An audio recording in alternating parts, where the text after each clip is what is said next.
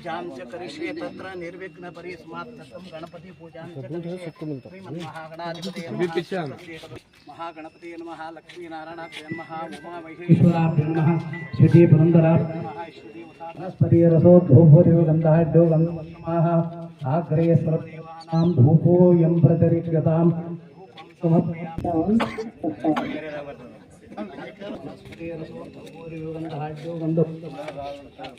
समर्पयामि पूजिताम्बूलं समर्पयामि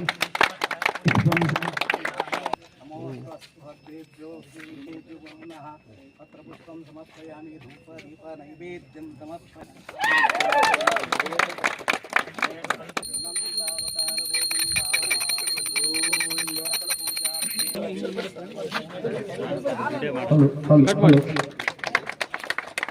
ಹೆಚ್ಚಿನ ಸನ್ಮಾನ ಕೊಡ್ತಾ ಇದ್ದೇವೆ.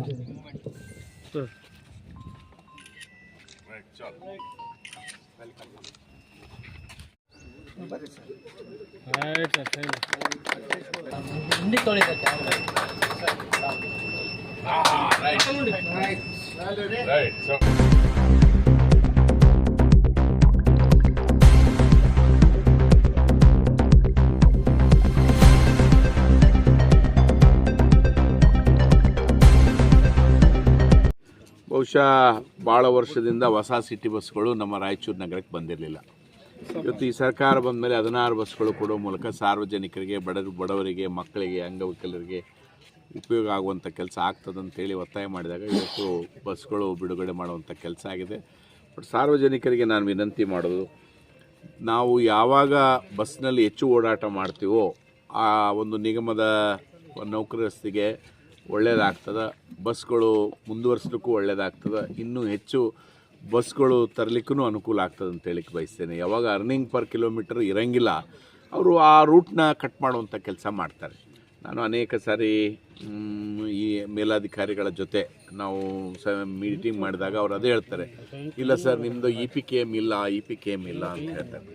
EPKM ಇರಲಿಲ್ಲ ಅಂತಂದರೆ ಅವ್ರು ಬಸ್ಗಳು ಕಂಟಿನ್ಯೂ ಮಾಡೋಕ್ಕಾಗೋದಿಲ್ಲ. ಸೊ EPKM ಆಗಬೇಕು ಅಂತಂದರೆ ಹೆಚ್ಚು ಬಸ್ನಲ್ಲಿ ಸಿಟಿ ಬಸ್ಗಳಲ್ಲಿ ಸಾರ್ವಜನಿಕರು ತಿರುಗಾಡಿದಾಗ ಮಾತ್ರ ಅದು ಸಾಧ್ಯ ಆಗ್ತದೆ. ಆ ನಿಟ್ಟಿನಲ್ಲಿ ಸಾರ್ವಜನಿಕರ ಎಲ್ಲ ಪ್ರಯತ್ನ ಇರಬೇಕಂತೇಳಿ ನಾನು ವಿನಂತಿ ಮಾಡ್ತೀನಿ.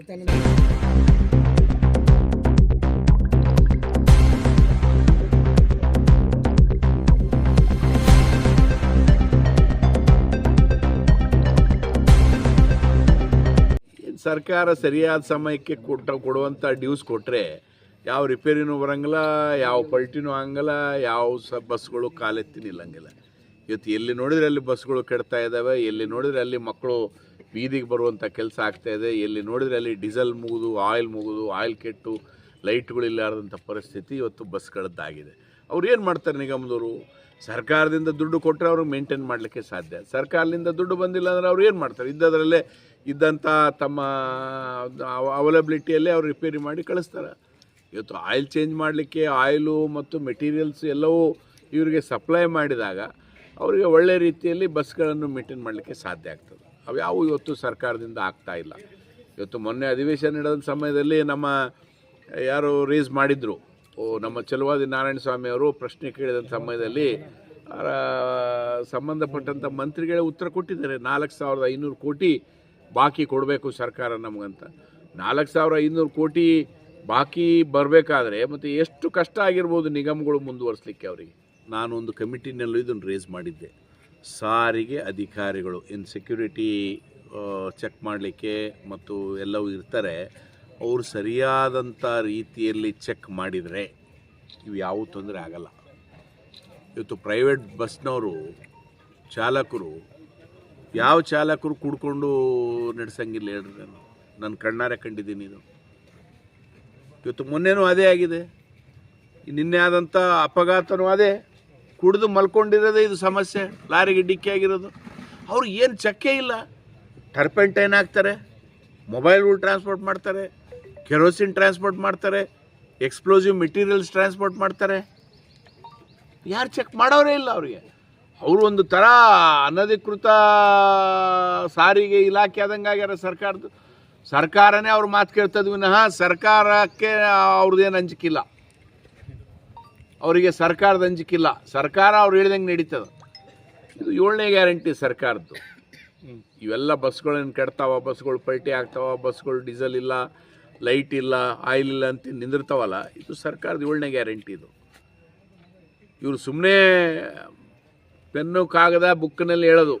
ಯಾರು ನಮ್ಮ ಮಂತ್ರಿಗಳು, ನಮ್ಮ ಸಾರಿಗೆ ಮಂತ್ರಿಗಳು ಹೇಳೋದು, ನಮ್ಮ ಯೋಜನೆಯಿಂದ, ಯಾವ ಯೋಜನೆ, ಶಕ್ತಿ ಯೋಜನೆಯಿಂದ ನಮ್ಗೆ ಲಾಭಾಂಶ ದ್ವಿಗುಣ. ನೀವು ದುಡ್ಡು ಕೊಟ್ಟರೆ ಲಾಭಾಂಶ ಆಗೋದು.